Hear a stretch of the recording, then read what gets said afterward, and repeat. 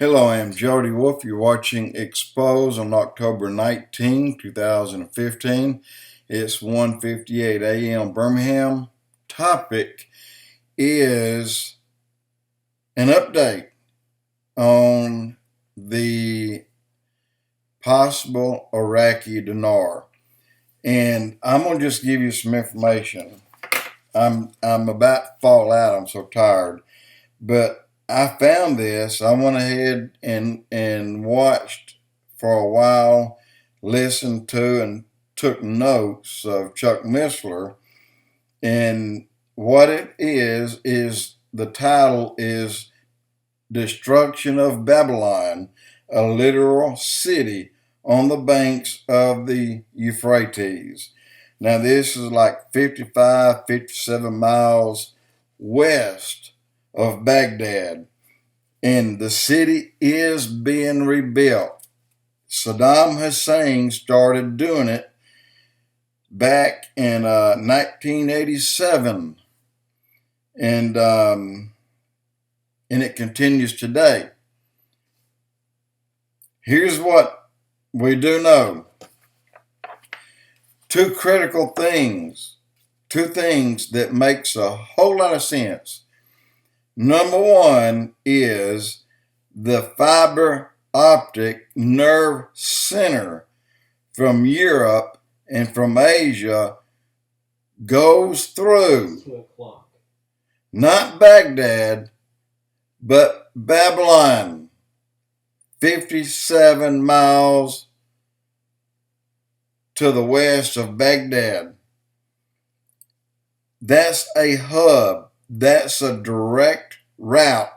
And the United States has its largest military outpost, I guess you can say, or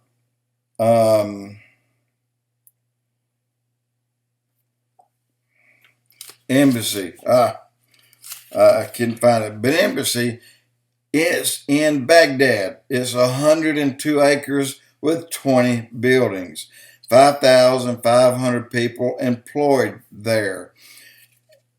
Chuck Missler said it makes much more sense to bring that nerve, those fiber optics from Europe and Asia where they connect, rather than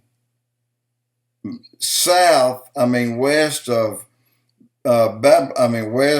Baghdad. They should be in Baghdad, but they chose there, and that's what they're working for and working at to do today.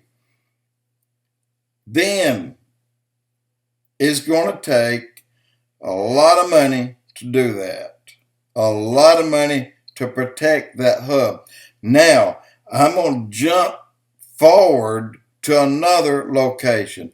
This is late news, October the 2nd or 3rd, that it was given out on a blog by Chuck Missler, but the news came before that, and it is the United Nations headquarters. Where are they? Okay, we know they're in New York, but there's a problem. They have to expand. They have to get bigger. They have to grow. In New York, they cannot. So the UN is looking to move. Now, what is it about the Middle East that everyone wants a part of? The Middle East is the center of all these giant oil fields. The UN wants to move not to Baghdad, but to Babylon.